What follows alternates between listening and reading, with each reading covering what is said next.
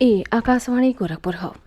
अब रवा सभी सोनी निगम से भोजपुरी में समाचार सुनी। प्रधानमंत्री नरेंद्र मोदी आयुष्मान भारत से जुड़ल चिकित्सकन, नर्स, स्वास्थ्यकर्मियन और लोगिन क सराहना कैले हवें। एगो ट्वीट संदेशा में वहां के कहनी कि एह सज्जो लोगिन के कोशिशन से आयुष्मान भारत आज विश्व में सबसे बढ़न स्वास्थ्य देखभाल कार्यक्रम बन गयल हवे। वहां के कहनी कि आयुष्मान भारत के लाभार्थियन क संख्या 2 बरिस से भी कम समय में 1 करोड़ के पार कई गयल हवे। सूचना और प्रसारण मंत्री प्रकाश जावड़ेकर आयुष्मान भारत योजना बदे प्रधानमंत्री नरेंद्र मोदी के बधाई दिले हवे। एगो ट्वीट में श्री जावड़ेकर कहले हवे कि आयुष्मान भारत योजना में 19 महीना के भीतरे 1 करोड़ लोगिन क मुफ्त इलाज भइल।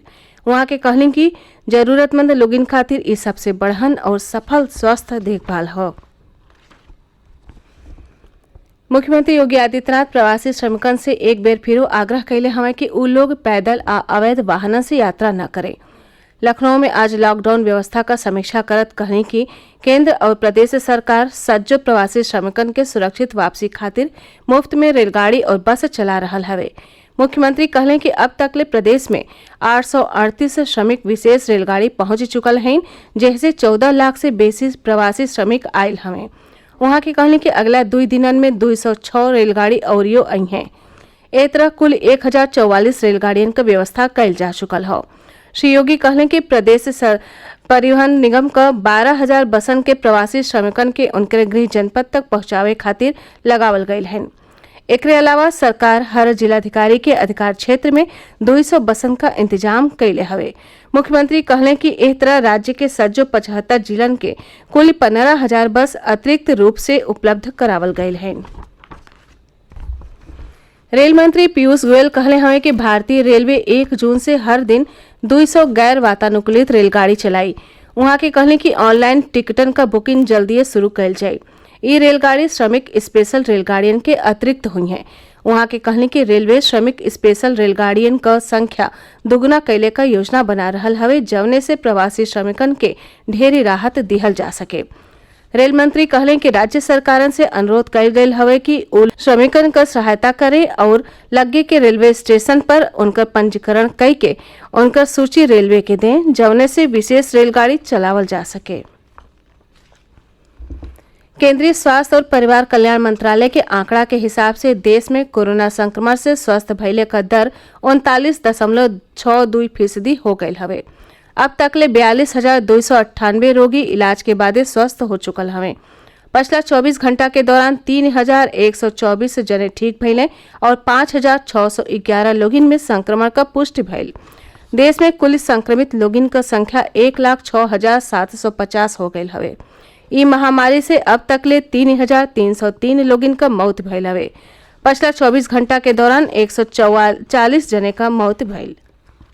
केंद्र एह बरिस मई से जुलाई महीना तक ले कर्मचारियन के मासिक वेतन से भविष्य निधि अंशदान 12 के जगह ही 10% लेहले का अधिसूचना जारी कैले हवे। ई निर्णय कर्मचारी भविष्य निधि और प्रावधान अधिनियम 1952 के तहत आवे वाले सज्जो प्रतिष्ठानन पर लागू हुई। अखिल भारतीय आयुर्विज्ञान संस्थान एम्स में वृद्धावस्था चिकित्सा विभाग के डॉक्टर प्रसून चटर्जी वरिष्ठ नागरिकन के घर ही में रहले का सलाह दिले हमें, काहे से कि कोविड-19 संक्रमण से उन्हें ज्यादा खतरा हवे। सीनियर सिटीजन को एक्सरसाइज करते रहना है, चाहे वॉकिंग हो, चाहे रेजिस्टिव ट्रेनिंग हो, चाहे योगा हो, ब्रीदिंग एक्सरसाइज हो, और खुश रहना है। आपको ये नहीं समझना है this term is not actually social distancing, physical distancing. Unnecessary घर के बाहर मत जाइए, क्योंकि आपका जो इम्यून सिस्टम है वो कंपेरेटिवली यंग एज के मुताबिक वीक है। कम कम खाइए, बार बार खाइए, फ्रेश फूड वेजिटेबल्स खाइए, क्योंकि उससे आपका इम्यून सिस्टम इंप्रूव होगी।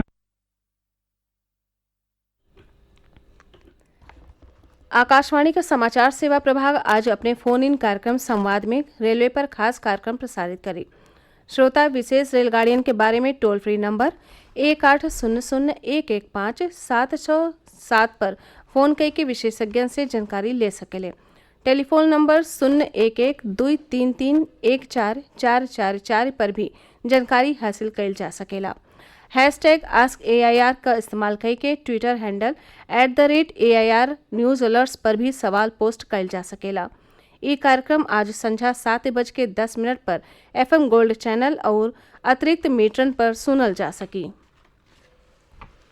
जौनपुर में आज कोरोना संक्रमण के 3 गो मरीजन के स्वस्थ भइले पर अस्पताले से छुट्टी दे दिहल गईल। जिलाधिकारी दिनेश कुमार सिंह बतौले कि जिला में अब तक ले कोविड-19 का कुल 30 गो मामला मिलल हवे। एहमे से 11 लोग स्वस्थ भइल हवे आ एगो मनई का मौत भइल हवे। जिला में सक्रिय मामलन का संख्या 18 हवे।